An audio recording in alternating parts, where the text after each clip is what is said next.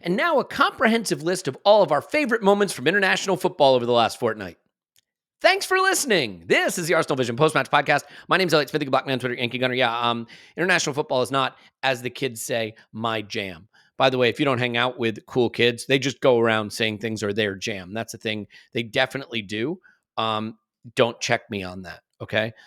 Kids definitely say that. And then sometimes if something is their jam, they might say it's also rad. So, just some things to get you, vibing with the kids because you want to vibe with people. Is this a thing? I don't do humor.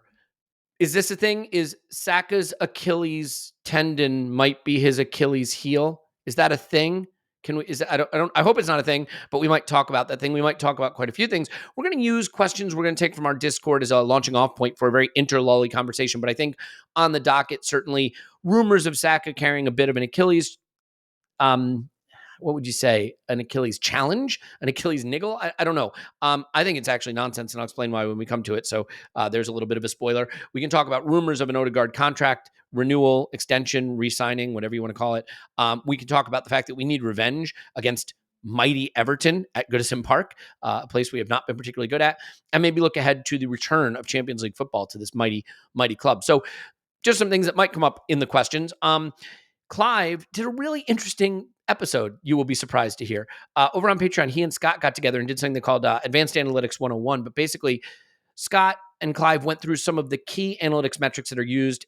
And Clive got to say sort of like where he thinks there's value for some and others maybe less, or ask questions about how to better integrate that into his analysis and talk to Scott about better ways to sort of marry that up to, I guess you'd call it the eye test or qualitative analysis. They looked at some images of goal scoring opportunities and analyzed them in terms of how they see them both just from observing and then what the data says about them. So a really interesting idea. Unfortunately, because that came out the day we were supposed to do our power rankings episode, which everyone's been clamoring for, that has been pushed to tomorrow. But fear not, there will be more content than you can possibly consume wherever you choose to consume it. So we're glad you're consuming it here. If you also would like to consume it there, that'd be brilliant. And then you'll have the chance to listen to the instant reaction right at full time on Sunday after Arsenal 10, Everton 0. So with that out of the way, here with me now is Paul. You can find him on Twitter, Paz My Pants. Hello, Paz. Woohoo! Paz has been basically doing nothing but consuming Arsenal information directly from the source. He's probably the most knowledgeable Arsenal supporter in the entire diaspora right now. So we are very excited to have him and his expertise on the pod. And me too. Yeah. I'm curious to hear what you got to say. And here with me now, here with Tim now is me. But here with me now is Tim. You can find him on Twitter. It's Dominator. Hello, me. Hello, Tim. Hello, you. That sounds. We've been teaching my daughter how to sing along to "Hello Goodbye" by the Beatles this week, which we finally nailed yesterday, and that was very similar. Where it's like you say yes, and Eva just goes yes, and you go no. You say yes, and then you say no, and she just goes no. And so it took a little while, but we got there in the end. Yeah, I did sing somewhere with sound very smart, Tim.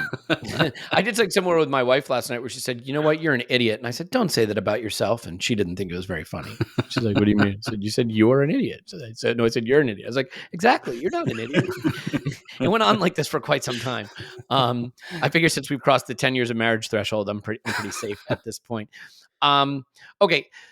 So we'll start with some questions, and what I'll do is what I normally do, which is I will take the questions and then I will bend them to my will, because, that's how this works. So basically, Ollie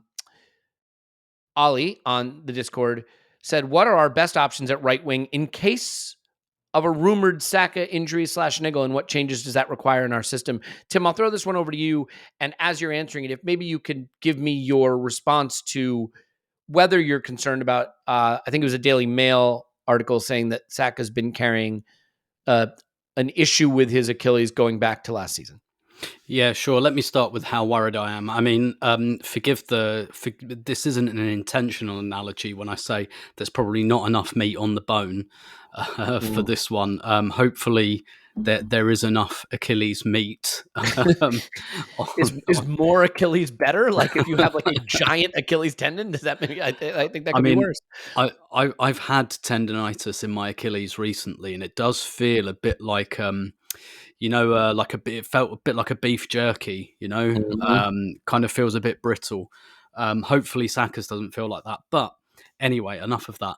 it depends what they kind of mean, because I think there's essentially no professional footballer in the world who takes the pitch without some kind of niggle somewhere that is entirely pain free. So, like, what do they mean by a niggle, as it were? And I don't think there's enough detail there. Like, is it just like, yeah, my Achilles hurts a little bit, and every other professional footballer in the world is like, yeah, so does mine, mate? um, or is it like, this needs to be treated with kid gloves? He needs to get in the ice bath. He needs to have it massaged, like like hedonism bot or something on his little couch, like getting his Achilles massage. Like, I don't know. There's not enough there for me to really be particularly worried. And to be honest, with the way Arsenal news is now, there's basically like 3 or 4 people who have like amazing info, and if it doesn't come from them, I kind of not quite dismiss it, but it doesn't really raise my alarm until one of them reports it. As for who would be like the best alternative to him, that's a really interesting question, because he plays so often we literally don't know, and also we almost certainly don't have like an inverted right winger. So the last time he didn't start was against Leeds in March or April, and it was Trossard that played on the right, and it didn't really fly, to be honest.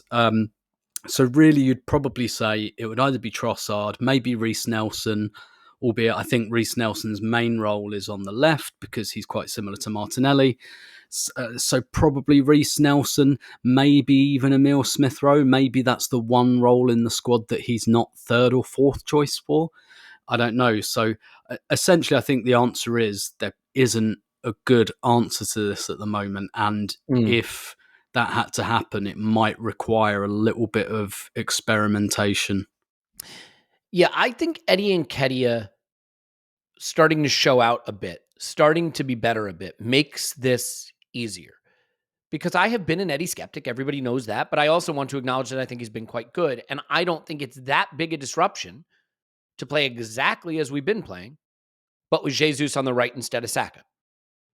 Because Eddie's done a decent job. If you aren't a believer in Eddie, and again, I've been an Eddie skeptic, but I can acknowledge that the performances he's put in have certainly been of the necessary level to keep us moving forward. If he wasn't at that level, then you'd start to have to talk about stuff like, well, does Kai go to 9 and Trossard go to 8, or Vieira go to 8 and Kai go to 9 and Jesus go to right wing? And by the way, I don't even think those are bad options. I really don't. Like, I don't think a Kai Havertz 9, Jesus right wing, and Trossard or Vieira left 8 change is terrible. So I think we have options. Those options, to me, somewhat depend on Jesus being fit and available to then play off the right. I guess you could put Vieira or Reece Nelson there in a pinch. Those would be further down the line for me. Paul, I don't want to stay in this one too long. I mean, the thing I'd say about the Achilles thing is, this is nonsense, isn't it? The Daily Mail suddenly knows that Bukayo Saka has a long lingering injury that goes back to last season. Like, it feels like panic-inducing clickbait to me, and that's not. I'm not trying to be critical of the person who wrote it, because there may be truth to it, right? He may have some soreness in that tendon. I'd be willing to bet every major professional athlete has some soreness in something that they manage. Professional athletes are constantly managing that sort of thing. I have soreness in my back as a professional podcaster. That's something I manage, and there are ways I can podcast through it. I don't bring it up constantly, how I have soreness in my back, how my back hurts a bit, how I could use a heating pad or maybe a massage. I don't bring that up constantly. If, someone wanted to give me a heating pad, no, I'm kidding. So Paul, I'm not as inclined to worry about it, because I think if it was acute, if it was a problem, we'd be seeing his minutes managed more. I mean, the story comes out after he started a friendly and then came off the bench in a meaningless friendly for England, having played all our games. Like, it feels like a nothing burger. But while I think it's a nothing burger, I don't think he can play 90 minutes in every single game. So let's say it's Champions League football next week and he's not starting. How do you see us managing a period where we want to rest or be without Saka? Yeah, I think it's very interesting. I think it could evolve. This could be a season where it evolves fairly quickly within a few months, depending on whether Fabio Vieira continues to kind of show much, much more presence, as he's hinted at. I mean, pretty good hint in a game or two so far. We'll have European and Premier League football and other competitions, the EFL kicking off. So players like him, Smith Rowe, will get the minutes to establish themselves. And certainly I think Vieira will give us the most like for like versus Saka. As Tim alluded to, left footer, cutting in, good with the ball at his feet. I mean, one of the things Saka does for the team is slow plays down, speed play up, hold on to the ball, connect with Odegaard to create a virtuous triangle with Ben White. And those are things that are all, I think we would say, in terms of his skills and abilities, well within Vieira's capabilities. The one thing he doesn't threaten is to run in behind or maybe take it down the touch line, or we haven't seen much of that from him. But in terms of that triangles game on the right hand side and how we build our play so that we can be more direct from the left when we swing it, you can see all of that with Fabio Vieira. But I do agree with you, Elliot, that like the most natural thing for me is to play Gabriel Jesus off the right. But something that Arteta has been surprisingly, not that I question the man, he might be a little better at this football thing than me, both on the pitch and in terms of managing and tactics. You know, I'm not known to be a modest guy, but I'll be modest about that. He has a few advantages over me there. He hasn't seemed super excited about playing Jesus anywhere else but the false nine. And given that we have four options, and I'm not even trying to think of options here, that seems like, and the other aspect of it is keeping that, it's not just about the play there, it's the press, the aggression of that front line, and you would have that with Jesus plus one other up there. Say Havertz as the false nine would give you that. Eddie, Trossard, a very active, engaged presser. So like Jesus from the right would keep that intensity for you that maybe a Fabio Vieira, you might lose a little there. So maybe not a perfect answer. If you could do some kind of hybrid between the two players, Vieira and Jesus, you might be able to replicate what the one-man Saka can do. Yeah, look, I agree it's not a perfect answer, but don't put yourself down. It's satisfactory, and it'll get us through until Clive is back on the pod, so don't worry about it. All right, that's it. Elliot, I got to say, all that talk about you and what the kids say is ironic, given that you've been cautioned to keep the hell away from kids. So how would you know what they say? That is entirely fair. That is entirely fair, but only because at my height I get confused for one and told to get back to class. Tim, so let's go to this because there have been some rumors circulating that Odegaard has signed or is about to sign a new bumper deal. I don't know.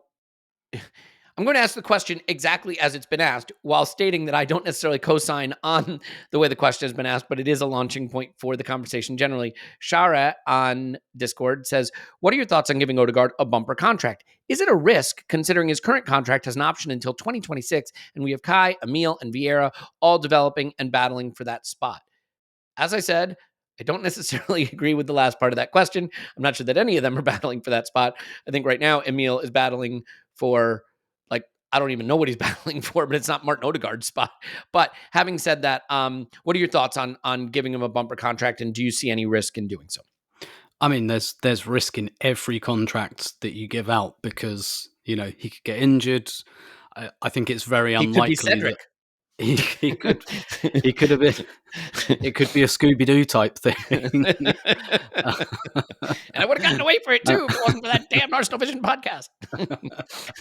But look, there is risk in every contract. This is on the lower risk end of the scale. And if you're balancing risk, the much riskier thing to do is not to give him a bumper contract, because if we don't give it to him, somebody else will. And he is very much in the conversation with Saka as our most valuable player. We're in that nice spot at the moment, a little bit like, I hate to this is, I've said this before, this is very much Arsenal's version of Godwin's law, that all conversations come back to the Invincibles, but it is back to that kind of, was Henry our best player? Was Vieira our best player? Was Sol Campbell? Was Robert Pires? And we've kind of got that going on at the moment. And like Odegaard's very much in that crop. And essentially what happens usually is, if and when we need it, there's like 2 or 3 players that can just go and win us a game on their own. And Martin Odegaard is one of them. And he does it maybe more often than anyone else. Him and Saka probably do it about the same amount, Jesus. So like, yeah, you have to. He's what, is he 24 now? Like this is his 25, 24? Yeah, this is like his prime years contract. He's the captain of the club. 24. Clearly there's that level of belief.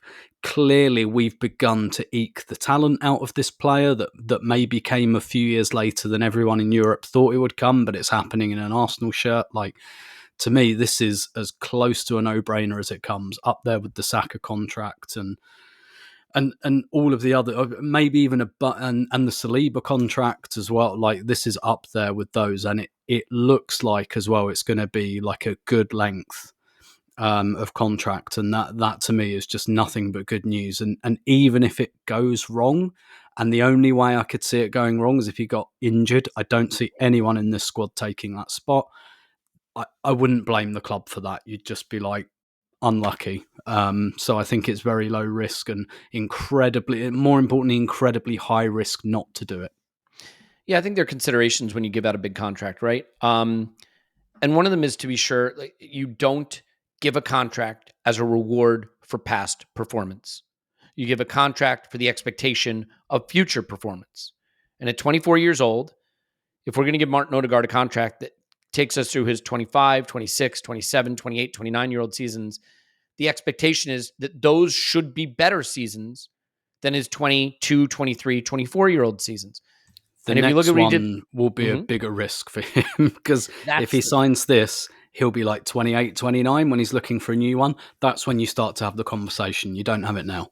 Of course. Yeah. I mean, if you said to me that we're giving 29-year-old Martin Odegaard a bumper new deal, we'd be back in that sort of Aubameyang sort of conversation where it's, are we giving him that deal for what he did, winning us all those trebles, which we're appreciative of, or are we giving him the deal for what he's going to do in the future, which is win us more trebles? All kidding aside, I think the other thing, Paul, when you look at a contract like this, is there's a few things. First of all, the relationship between the player and the manager is very, very strong. Clearly, the manager sees him as someone who can transmit his message to the other players on the pitch. He is a leader, but he is a leader who leads not just with his words, but with the way he performs on the pitch. I think that is really important, because we've certainly kept people around because they're nice in the dressing room. Like, that's good, I guess, but this is about playing football, actually. I also look at it this way. I think this is an easy way to think about it. Do you believe you can achieve all of your goals if that player plays every game for you in a season? Or will that player be a reason you can't get to the goals that you've set? I think Martin Odegaard is not just a player we can achieve all our goals with. I think Martin Odegaard is a player who can be a reason we achieve all our goals. And based on that criteria, that is a guy you have to lock down, because the other problem with transfers, maybe you're like, oh, well, what if we got this player instead or that player instead? The player at your team performing is always a lot easier to predict than the player coming into your team that you don't know how they'll perform. Sometimes they perform exactly as you expect. Sometimes they don't, right? Declan Rice has been every bit what we expected. And I've just had an orange bomb dropped into my chat window, so that's thrown me off. We'll cover it momentarily. And sometimes they turn out to be Nico Pepe. So what's your take, Paul? Is there any risk to re-signing Martin, or is this just, look, when you've got a player with cheekbones like that, you sign them up? That simple. Yeah, I don't see a Martin Odegaard contract being synonymous with risk, unless we change sports. If Arsenal changes into a different kind of sport, might be a risk having given him a major contract. But like, he's super dependable. He's, to this point, always fit, always available. When he plays, whether we play him for 80, 90 minutes, he puts it all out there. He's a presser. He's the brains of the operation, certainly in the attacking third. He's the orchestrator. I guess the only risks I see are not signing him up. I doubt he's an extortionist in the negotiating process. I hope he's got a nice, juicy contract. He's the captain. You need to have your North Star well paid as a reference point within the dressing rooms. It's just all good. He is a leader. I think he used to be a leader by example. He's more and more becoming vocal, more and more establishing himself as a presence on the pitch. As Tim alluded to, he'll grab a game by the scruff of the neck. He'll look for the ball, get into the box. We scored within 30-something or other seconds against United after the Rashford goal when maybe we could have been reeling, but not Martin Odegaard. Swoops into the box, puts it in the corner, bangs it in, off we go. We're, total reset, back to 1-1. We go, guys. I think he's a class player. I do like your benchmark of picturing, can you achieve all your goals? My mental trick with players is to say, all right, so Arsenal is now good enough to be in the semi-finals and finals of the Champions League in a year or two, where we think that's where we're at. Is this a player I see in that setup? Do I see him starting in a Champions League semi-final and getting us into the final? Do I see him starting in the final and us being highly competitive and potentially winning? Is he one of those guys, or is he one of those guys who competes for that spot? There's a couple of, it's a particular level your team's at that point. And if you don't see him pushing to play or being a nailed-on starter, then there's a potential upgrade in the offing in a year or two. That's okay too, because we're not in the Champions League. You got to get from where you are to where you're going. For me, he's absolutely a player who will be starting for an Arsenal team who made the semi-finals of the Champions League. Yeah, it's one of those things where we've just recorded quite a lot of good audio, I think, where what we could have just said is, get the fuck in. Like, Martin's a gooner. You know what I mean? Like, he's a great player. I'm really glad he's staying. He's easy to root for at a time in football when it is not always easy to root for the men that wear the shirt. He's a man that I find easy to root for, much like a Bukayo Saka or a Gabriel Martinelli. And I'm thrilled he's staying, and he feels very much a part of the club, and I'm excited for him to continue his journey at the club. Tim, this question comes from Arsenal Vision Podcast in the Discord. Holy shit, Ornbaum. Actually, it's weird when big news breaks, and then you're like, how big is this news? And you don't really know exactly what to make of it. One of the hardest things, I think, for football supporters, myself included, to ever debate or discuss is the role of executives at football clubs. Because we don't really know what they do. Not totally. I mean, they are across probably everything happening at the club, but to the extent that they make decisions that we see have an impact on our day-to-day life as supporters, it's hard to know. Ornstein breaks the news that Vinai Venkatesham will leave Arsenal this coming summer. I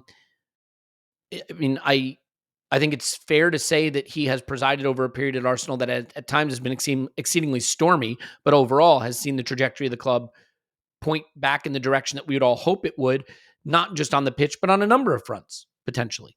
So what's your reaction to the news? And do you have any ability to react to the job he's done and the end of an era, I suppose you would say? Yeah, absolutely. I literally just kind of drafted a tweet saying much the same thing. Like, you basically never know exactly, unless you're working, in the club or alongside the person. You never know exactly what a CEO does and how they do it, and there's probably stuff that we're not privy to, so decisions stuff they knock back, for example, that we never have any idea of, whether that be sponsorship deals, players, etc. Like, I think we tend to know a lot about transfers, but stuff like what happened at the meeting where they discussed the budget for transfers and blah blah, like all of that real fly on the wall stuff we just don't get. So it's always difficult. the evidence available is just what you see from the club. And look, I think since Vinai took over, it might be completely incidental, might be a complete coincidence, but Arsenal have improved heavily in a lot of areas. And we can see it on the pitch. We can see it with the team we have at the moment. I think maybe Arsenal still aren't like absolute leaders in the commercial space, but I think they were not quite a joke, but there were a lot of questions about that a few years ago. Maybe it's just because the results are better. I don't really know as much about that stuff.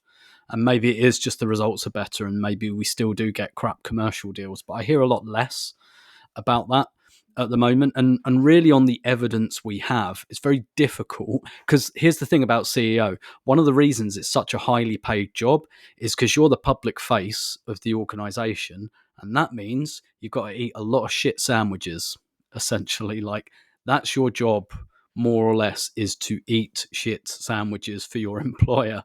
And the bigger the company, the bigger the salary, because you come under so much scrutiny and pressure, and that's why the role turns over a lot. But like, generally speaking, on the evidence we have, like, Arsenal have gotten better under his leadership. I'd say. And look, I've met him a few times. I'm not saying that means I know him. And look, I'm sure I could meet some useless CEOs who are very nice and everything like that. But I the times I've spoken to him, there's a touch of class to the man as well. That doesn't mean he's a good CEO necessarily, but I warm to him. And yeah, I think all the evidence we have suggests that Arsenal have gotten better under his leadership. And, maybe this is a good time for him to go out. Maybe that, because it's being reported that it's his decision. He wants to move on to a new challenge. He's quite young still. Like, he's not Very much young. older than me. And like, when you've been CEO of someone like Arsenal for a few years, I'm sure like there's a lot of headhunters out there. And maybe he thinks, you know what, we've built this team now. We've got some commercials locked in, like the stadium, the shirt, and all of that. And this is a good time for me to say, okay, going to move on to something else now, perhaps. And fair enough. But put it this way, I didn't want him to leave. Whereas that may not have been true of some other kind of senior people in positions of power at Arsenal over the, that preceded him, put it that way. Oh yeah, for sure. I totally agree. And I mean, I think we've had some dinosaurs running the club at times. I think we've had some charlatans at the club, certainly. I don't feel that way about him in either respect. And when I say dinosaurs, by the way, I don't mean that necessarily even as a reflection of age. I mean it as a reflection of attitudes about football, right? That just from a bygone era that don't reflect how football is anymore. I do not want to suggest that CEO of Arsenal is a figurehead position. So please don't take what I'm about to say as meaning that. But the Kroenkes run Arsenal Football Club. At any major decision that has to be made, they would have to agree to it, right? Like, Vinai can't say we'll spend 105 million on Declan Rice without Josh Kroenke or Stan Kroenke saying yes. I think the reflection of the success of a CEO are things like what happens with the reputation of the organization in the industry during the time they're there. Because first of all, they hire the leadership team. I would certainly think that, and I think Arsenal have an excellent leadership team in general. And have only improved it over the last few years. I certainly think Vinai would have had to be part of the decision to keep Mikel during the difficult times when it wasn't going well. I'm sure he would have been in a room and someone would have said, what's your instinct on how this is going, or if we have the right guy? Vinai was at the club when we made the decision to bring Mikel in, and he was at the club when we made the decision to stand by him. And that has proven to be the right decision at a time when not everyone would have hired him in the first place due to lack of experience, and not everyone would have stood by him. I do have to agree with Tim's comment that there's a touch of class about him. And again, I couldn't agree more that you should not conflate having once had a conversation with someone or once heard of a communication with someone as knowing them. But I know people who have had relatives pass or pass, things like that, tragedies in their life or celebratory moments in their life, who have gotten a personal letter from the club, personal letter from him as a result of that. I think those things can mean a lot to someone in those moments. But that's not their role, right? Their role is not to be a friend or a support to an individual. It's to prop up an entire organization that has millions and millions of fans around the world. And I think he has done that through creating an atmosphere of inclusivity around the club whether it's in women's football. I mean, I know, and Tim, you can correct me if I'm wrong, I know women's football has been a big priority for him, and that he has been behind a lot of the growth there and pushing for a lot of that growth. And you've seen success in it. And that only makes the club a stronger institution around the world, and expands its reach to more people. I think that there are commercial deals that can be questioned, although I'm not sure that they would be entirely in his purview, and they can certainly be improved, and there'll be time for that. But overall, I think the way we feel about the club, the leadership team running the club, the decisions that had to be made during hard moments, whether that was about Raul or whether it was about Mikel Arteta, have largely been the correct decisions. And last but not least, I think this is something that I've just heard from people. I've heard that Arsenal have become the place people in football want to work. That the culture there has really transformed to become like the workplace of choice. Now you might say, why does that matter? Who cares? Here's why it matters. If the best people in football want to work at Arsenal because Arsenal is a great place to work, you will accumulate more talent. More talent, whether that's social media content or training or talent development, recruitment, scouting, all the way up to leadership, right? Head of this, head of that, head of this. And it sounds like the culture there has been very good, and it's become a place people want to work. And I think that means you can acquire more talent. And ultimately, much like we want to acquire the best talent on the pitch, the best clubs have the most talent behind the scenes. And from what I understand, there are a lot of clubs, another one in West London, for example, that people do not want to work at the moment. And there's talent sort of spilling out of that club. So overall, while I do not think, this is a terrible, terrible day for Arsenal, like who knows? Like honestly, who knows? I think we can feel good about the work that's been done.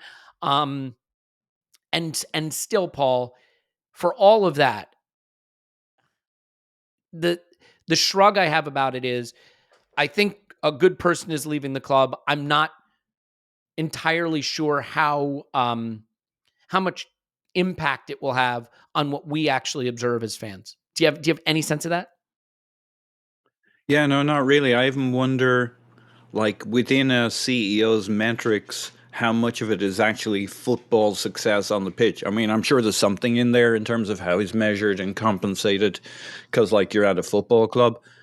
But the expectation is from a CEO is that you'll make the club run well, run smoothly, which of course translates into the football side of things. But you could have the things going in different directions for externalities that the CEO just doesn't control. And we might be 8th in the league at the end of a season, and the CEO is still doing a great job, or vice versa. We might be 2nd, 3rd, and it's kind of you're running off the fumes of previous action from a couple of years before, and the CEO's sucking, and Did the we have a good business CEO and the when we were commercial. invincible? You know what I mean? Like, do we even know?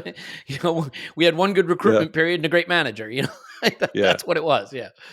I do have one signature moment for Vinai because we say, oh well, it's so hard to get a feel for his impact on the football. Like the time he really arrived for me. Remember that the photograph of him when we're trying to get Arteta on board, the booty call at 3 a.m. in the morning of Vinai outside the house, looking over his shoulder with journalists, photographers snapping pictures. He's got his SUV. There's the big hedge outside. This is how I remember it anyway. Outside of Arteta's home. Sounds right. It's 3 a.m. in the morning, and Arsenal is doing a booty call to try and get Mikel Arteta to finally sign up, and we're so desperate.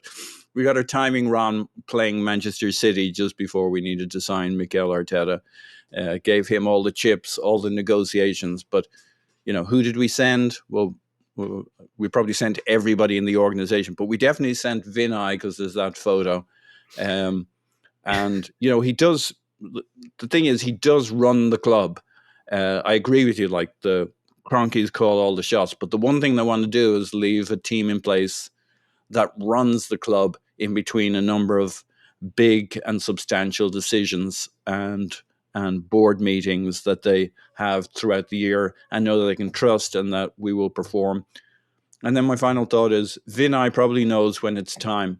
There are CEOs for different periods in a club, and this is his time to make a move and freshen things up for him.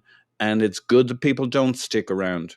What happens if executives do stick around at your club because they're comfortable, and he's pushing himself on, and it'll create an opportunity for somebody else for the next phase of our football club.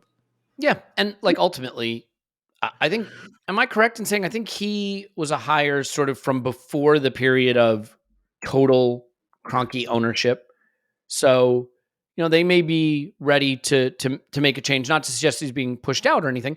The other thing too is just, sometimes I'll see executives from other clubs talk, and I'm like, what a buffoon, or what a terrible thing to say. I just never felt like, and maybe I'm forgetting some darker periods, but I don't feel like he ever embarrassed the club or framed the club in a bad light. Like, I think by and large, a CEO is the mouthpiece of an organization, more than that. But, and I think, Tim, just as we wrap on this, because I genuinely don't know how to evaluate it in terms of impact. I mean, my hope is with no disrespect intended, my hope is it has no impact at all, because I think things are going pretty well, and I would like the continuity of decision making and how things are going. But that it's basically that, right? I feel in general that whatever the job the guy has done, when he's spoken about the club, he's spoken well. Some of the initiatives, like the outside of the stadium stuff, the artwork that went on the outside of the stadium, and the growth of the women's game, as I mentioned, and just some of the things that we've done have had a bit of a touch of class to it in trying to bring supporters together in some of the initiatives. And so largely I feel good without having a strong lean on knowing exactly what was done, Yeah, exactly. He's kind of got that, and whether you've like met the guy or been in the same room or not, if you've just seen him talk, he's got that kind of and this is important for someone who's running your organization. What Clive kind of refers to as the air steward / stewardess kind of syndrome, where when everyone's panicking, you look at the face of you look at those faces, and if they look calm, you kind of calm down. And like Vinai's definitely got that. Like, when I say he's a smooth talker, I don't mean that pejoratively. I mean, like, he genuinely just looks pretty unflappable. And let's face it, if you're going to be a CEO of someone like Arsenal in your early 40s, then yeah, you probably have got that going for you. So yeah, it's I mean, it seems, Tim, on that, and I think I've got this from you, he projects that he listens, right? Yeah, which is really, really important. Exactly. And you know what? He might not. It might go in one ear and out the other. But the important thing is he looks like he is. Look, I'm sorry, what were we saying? The good thing about this is, like, this is really early. This is like, we're mid-September and this is happening next summer. So like, Arsenal have got a lot of time. Like, maybe it's someone inside the club, maybe it's Tim Lewis, someone like that, and there's time for a bit of a handover period. They did that on the comms side. Their long-term head of comms in Mark Ganella, he announced very early an intention to go, and they were able to kind of really get the next person in. And so yeah, it like, if they're looking at an internal candidate, like I say, like, I wouldn't be massively shocked if it was Tim Lewis this time next year, or if they want to go to market, and clearly this kind of recruitment takes a long time. Like the whole headhunting, interviewing, you do more than one interview for a role like this, so it gives Arsenal some time as well. So, and look, we found out about it today, which means that the conversation has been happening for longer than that. Like, I very much doubt he dropped Josh Kroenke an email this morning and said, by the way, I'm off next summer. This is probably the product of a conversation that's been going on for a little while. Maybe there were hints last year, like, again, in these positions, like, you don't just get to serve 2 weeks notice in these positions. It's very much like, so that this won't have, it's come as a surprise to us. It won't have come as a surprise to the Kroenkes. So yeah, look, although Tim, Ornstein is very good, so he may maybe in fact be the before Vinai. that would be a story. They've got lots of time to deal with this, and look, it will be kind of all eyes on the Kroenkes again, because they've got a lot wrong in these appointments, and recently they've got some right. So it's a bit like, were you just running hot on your XG, or have you actually got this nailed down now? Yeah, and the thing I would say is that I think as a fan, I lean more towards, the less I notice the CEO's work, the more I believe they're probably doing a good job, in the sense that people, you never hear sack the board unless things are going really bad, right? Nobody mentions the board. By the way, there is no board, right? We're owned by the Cronkies. That's the thing. I think the reason this is so hard is all of the biggest decisions that affect the club at an existential level are actually made above the CEO.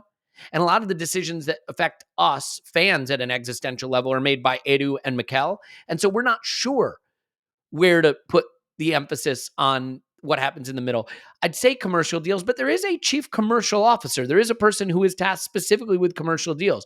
So what we've really landed on is that the CEO just probably, wanders around the Emirates and eats nice meals and watches football. That sounds like an easy job. I don't know. I'm kidding. Whatever they do, I'd probably rather not notice them than notice them too much, I guess is what I'm saying.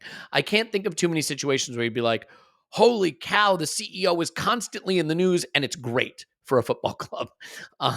So all things being equal, we've spent a lot of time on what may feel very just transparent or opaque. Which am I going for? Opaque to us as supporters. Transparently opaque. It is transparently opaque. And with any luck, we won't see much difference. And I could see Tim Lewis potentially being a selection. And I think he was pretty important at the time when the club was trying to root out some of the stuff that was going on that wasn't great during the sort of Raul and Emery era. And that thing about Tim Lewis is I think his special sauce is the fact that he's not the CEO. I mean, that's his real value to the Cronkies. It's the oversight, governance, the other voice. It's the an NED. Whispers.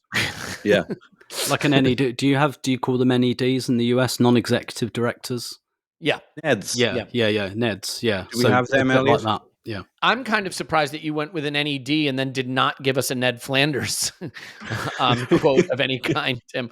Kudos to you. You know what I'm going to do, guys? I'm going to take executive privilege myself here and say this is too long to talk about the CEO of Arsenal. We got football to talk about. And we got to talk about the Everton game. We got to talk about Champions League. So I am going to stop that and talk about something a little bit more important, with all due respect to Vinai, which is the you heard me right, 4 brands they're asking me to show for today.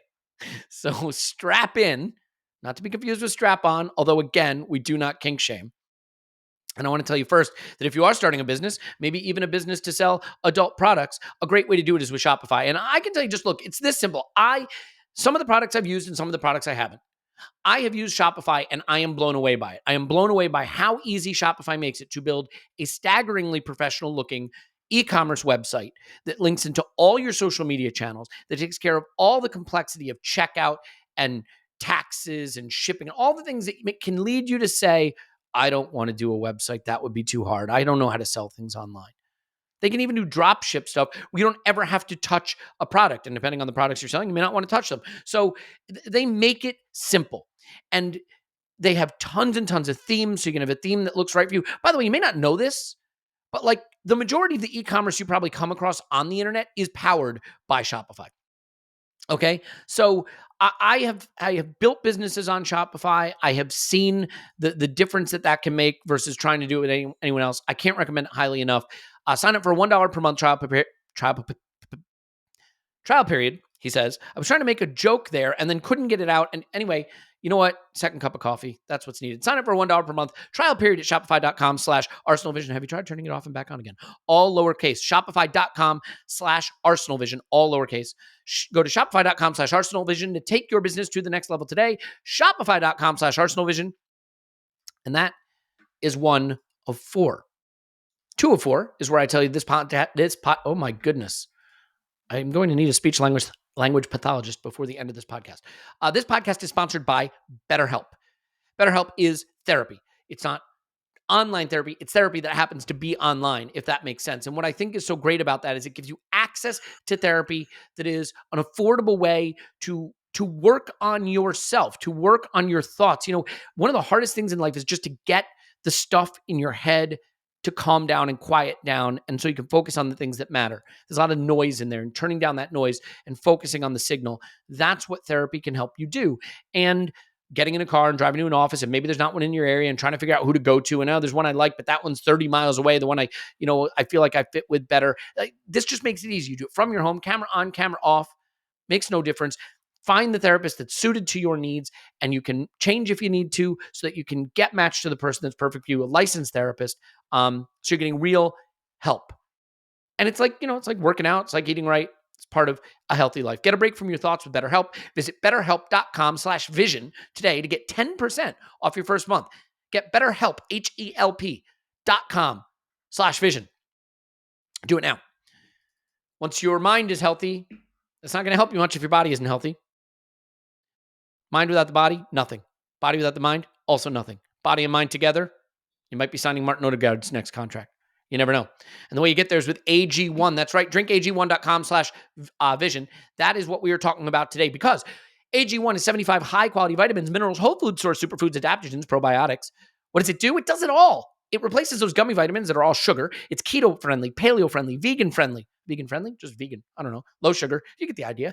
And it's a foundational part of your nutrition, because it gives you the stuff that your gut needs for gut health. It gives you the stuff you need for energy and recovery. It was designed by athletes with athletes in mind. So if you want the perfect recovery formulation to take your workouts, to take your fitness to the next level, it is the way you get there. You put a little in water every morning like I do. You drink it down like I do, and you wind up like me. Well, not exactly like me. I don't want to disparage the brand, but you get the idea. You have energy, you have vitality, you feel good, you feel healthy, and we have a value for you, because if a comprehensive solution is what you need from your supplement routine, then try AG1 and get a free 1-year supply of vitamin D and 5 free travel AG1 packs with your first purchase. Go to AG1, drinkag1.com/vision. That's drinkag1.com/vision. Check it out. We are almost there, but we cannot end this, I'd say, most popular segment of the podcast without telling you that the best way to hire is with Indeed. That's right. If you are building a team, you're Mikkel and you're Adu, and you're sitting back and you're like, how do we find players? How do we find players? How do we find players? You don't go to all the player sites. You go to Indeed and you look up football player. I'm sure that's how they did it.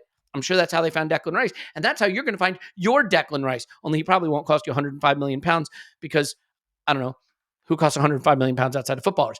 Anywho, Indeed is the most powerful hiring partner, because you can attract, interview, and hire all in one place. Why would you go to like 82 different job sites when you can just go to Indeed? With Instant Match, over 80% of employers get quality candidates whose resume on Indeed matches a job description the moment they sponsor a job, according to Indeed data in the US. Indeed, when you sponsor a job, candidates you invite to apply are 3 times more likely to apply to your job than candidates who only see it in search. 3 times more likely. That means you get the talent you're looking for. They deliver 4 times more hires than all other job sites combined, according to Talent Nest data in 2019. So join the 3 million businesses, more than 3 million businesses worldwide that use Indeed to hire great talent fast. Start hiring now with a $75 sponsored job credit to upgrade your job post at Indeed.com/Blue Wire Sports. Offer good for a limited time. Claim your $75 job credit now at Indeed.com/Blue Wire Sports. Just go to Indeed.com/Blue Wire Sports and support the show by saying you heard about it on this podcast. Indeed.com/Blue Wire Sports. Terms and conditions apply. Need to hire. You need to. Is that enough of that? Indeed. I just add, you need to stop doing these ad reads so well, because we need to encourage people to get the Patreon. So they Which don't is get the ad-free. ad reads. Exactly. And if you keep doing them this well, like, people are going to enjoy them. That's with all due respect to our sponsors, that's not what we want. Tim, if people sign up for the Patreon, the main pod episodes are 13 minutes long. Ad-free, 13-minute main pod. Nailed it. Okay, so thank you for that, Tim. Now, we can get back to the actual football chat. I do feel a little weird that we spent as much time talking about the CEO to basically say we don't know what the CEO does. So apologies for that. But, it is breaking news, and we didn't have any ability to sort of plan how we're going to talk about that. So thanks for bearing with us. Let's go to Highbury Librarian. This will give us a Highbury Librarian in the Discord asks, this gives us sort of inroads to the Everton conversation. Speaking of Everton away, is this Arsenal team the most bully-resistant Arsenal team in 10 years? And will we win by 2 or 3 goals? It's weird, Tim, because I don't feel like the Premier League is the bully league that it used to be, and there's still a focus on being bully-resistant. But are we more bully-resistant? Have we built a team that now can play the physical game, and as a result, that keeps teams from maybe trying to, the old Arsenal don't like it up. It prevents the game from devolving into more of a physical battle. Yeah, I think it's a bit of both. I think you look at the size of our team. I think it kind of comes across that they're kind of not to be trifled with, and I do wonder as well whether because when things become a bit of a thing on social media, it becomes massive. So like the whole conversation around Fabio Vieira was always like, oh, he needs to go to the gym, he needs to put some weight on, and all of this. And I kind of think that's just because he is notably like smaller, less broad, however you want to describe it, less heft to him than the other guys. I feel like 5-10 years ago that wouldn't have been noticed as much. So I do think there's a bit of that. I do think Arsenal are better equipped for the rough stuff and all of that. But I also think you're right. Just look at the makeup of the Premier League now. It's not Burnley. Well, no, we do have Burnley, but they're a different. They're new and improved Burnley. They play nicer football, but they lose more games. But there's no Allardyce in the league anymore. There's no Pulis. There's no Bolton. There's no Blackburn. This is kind of what I meant last week about my point about Rob Holding, for example, or Kieran Tierney. Like, yeah, maybe 5-10 years ago, a club in the bottom half takes a player like Rob Holding because he can head missiles out the box, but actually teams don't really play like that anymore. And we conflate it because we see them come to the Emirates and play like that, but that's not actually representative of how they play. So I think it's a little bit of both. That said, saying there's no Pulis, there's no Allardyce, there's no Mark Hughes and all of that, there's still Sean Dyche, and he manages Everton, and Everton are rubbish. So if I was I thought Dyche was a great appointment for Everton because they got rubbish players, they've got no money. So you appoint the guy who can do the most with those materials, and that is what Dyche has done throughout his career. He kept a rubbish Burnley team very competitive by adhering to those kind of very direct principles. And under Dyche, Burnley were like the last team like that, which was why I quite liked that. I didn't like it when Arsenal played them, but I quite liked them.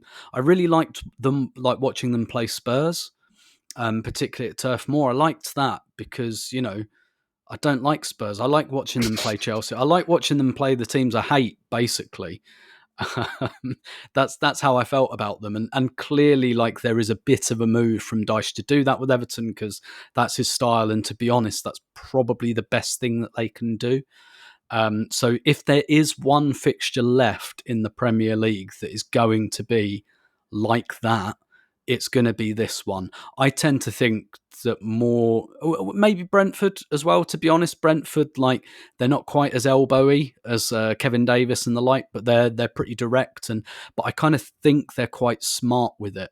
A bit like Forest as well when we played at the City Ground. Like, they've got lots of really quick transition-y players. Like, it's more of a transition model than a kind of whack it up to Kevin Davis, he'll break someone's cheekbone, and El Hadj Diouf will bundle it in on the back post type thing. But yeah, essentially, if there's one game left like that in the Premier League, it's this one. And I don't worry about that side of it for Arsenal. I don't worry about them getting bullied.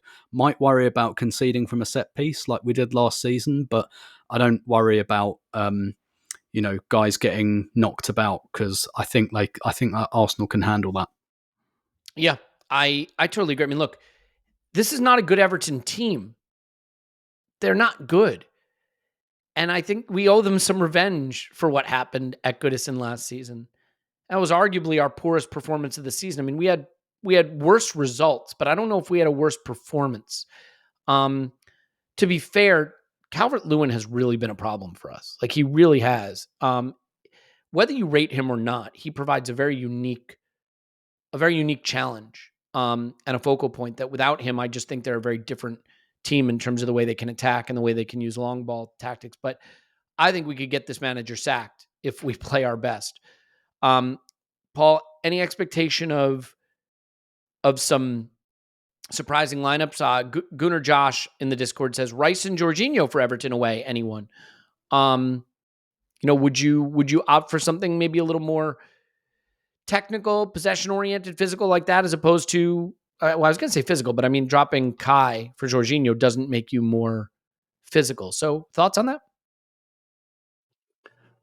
So what's the fitness situation with Partey? He's out. He's out. Still for out. a long, long time. Yeah. So, like, we could put out 4 centre backs as our back line with Tomiyasu on the left, who's had quite the performance for Japan over the international break. Ben White on the right.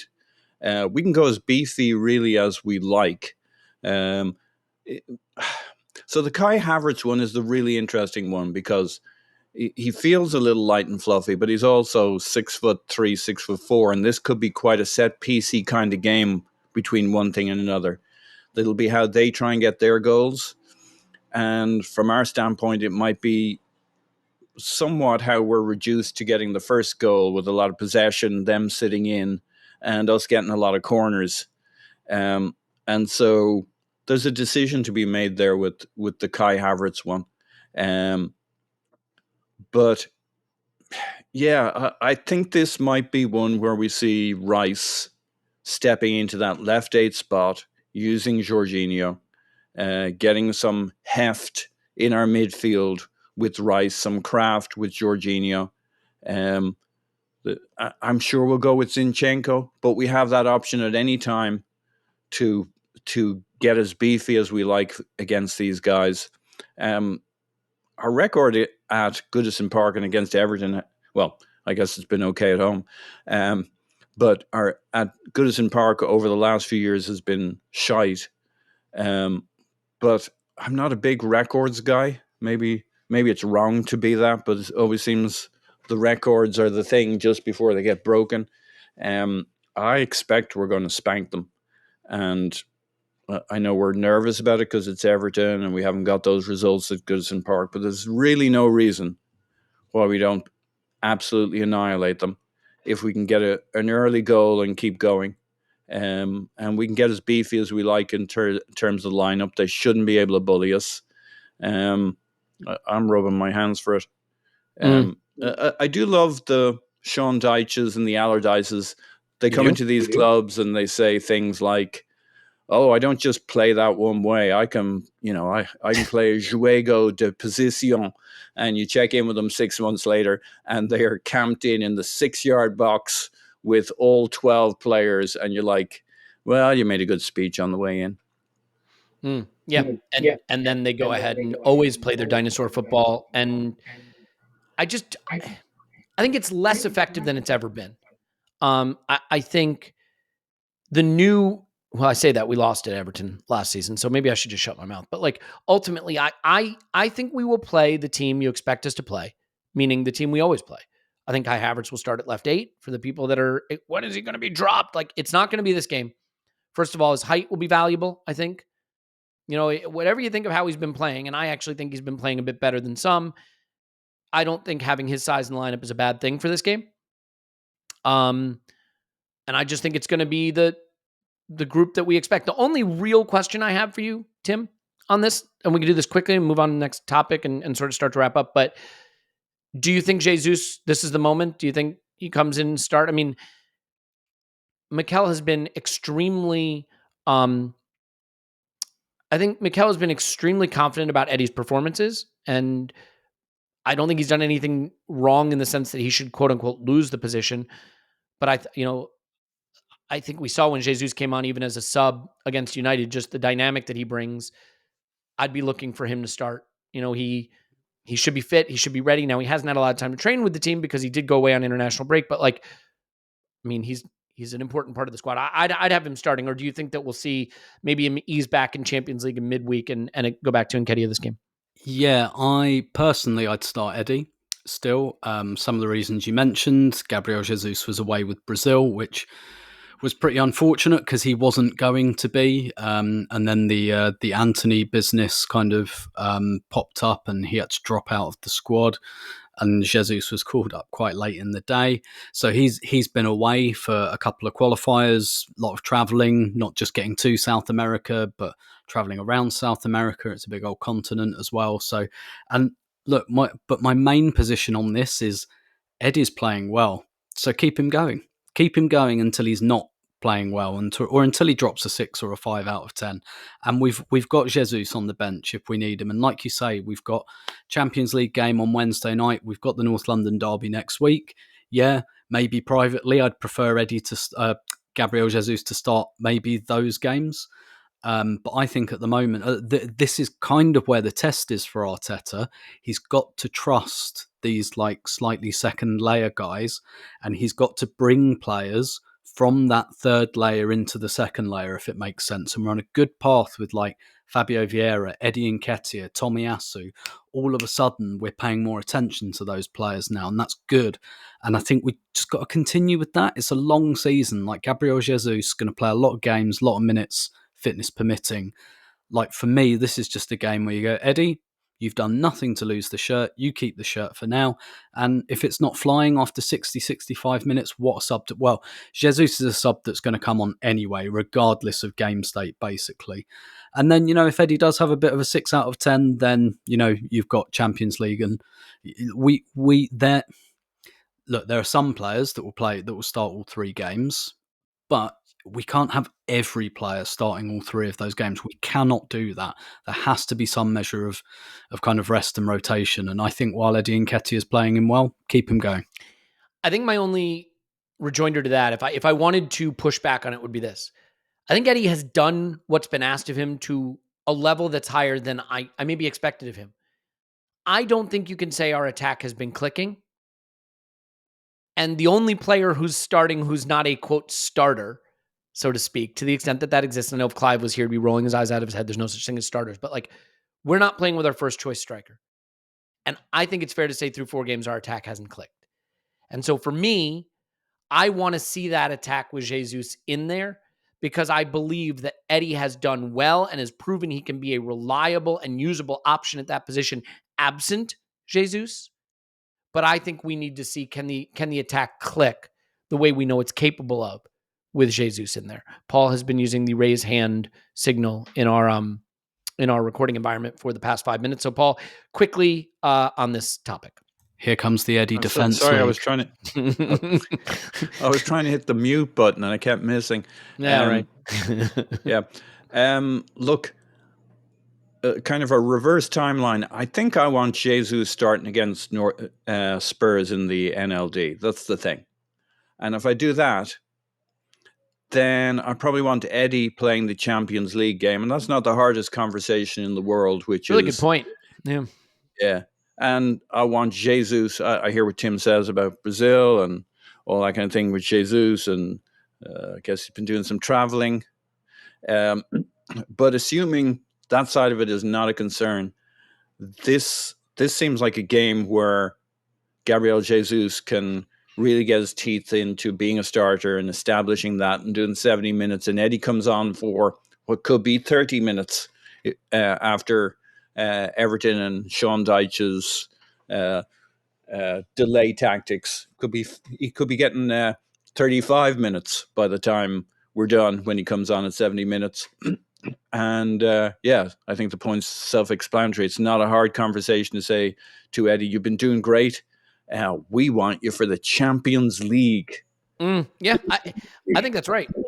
Look, you made a really, really important point about now it's not just about who you use in what games, it's lining them up for the games you want them to be in.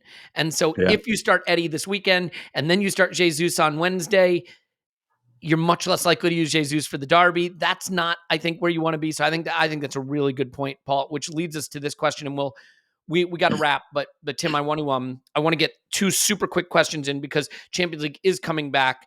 And Barzul asks, considering our CL group is a glorified Europa standard one, I think that is inviting not just controversy, but danger.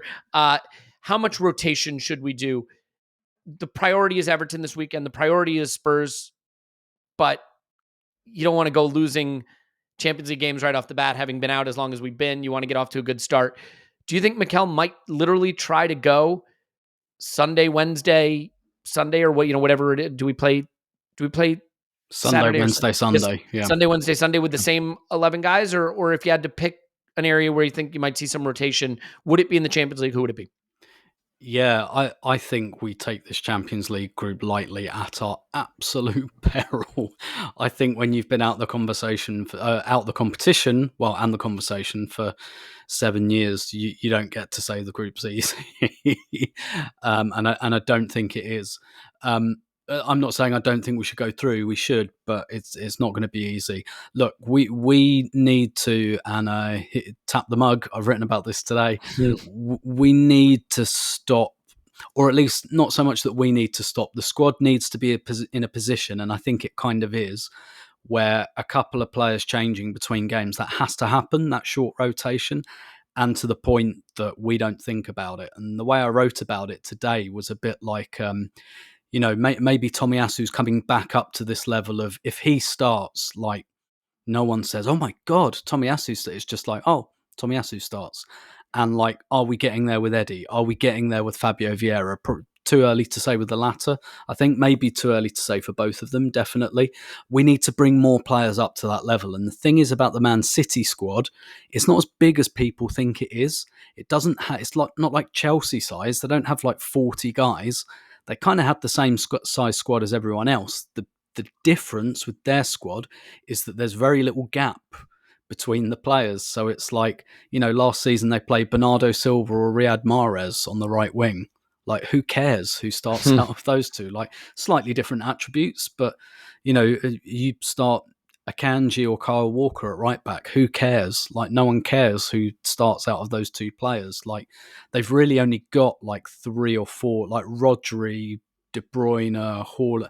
Those are the guys who, if they're not playing, you go, oh, he's not playing.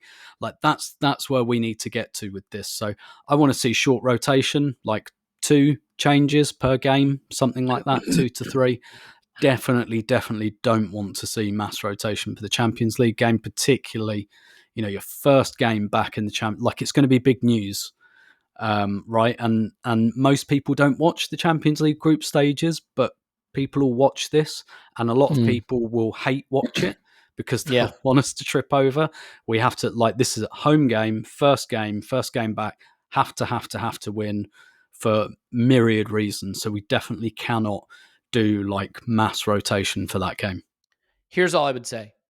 I'd take a 3-0 loss right now if it meant a 3-0 win on Sunday against Spurs. So while I totally agree with you, now, to be fair, I think we could win 3-0 Wednesday and 3-0 Sunday, and that'd be fine too. I agree it'll be lighter rotation than the rotation enthusiasts will want, but there will be some. I do think it is unrealistic to think that we can have all these guys going Sunday, Wednesday, Sunday, Tuesday, Saturday, all season long. So there's going to have to be a decision point, but it may not be this week. I tend to agree. We kind of got to leave it there. I'm going to get to one last question, though, because I think it's a good one. And this one comes from Innes, who asks, he says, not finding the question.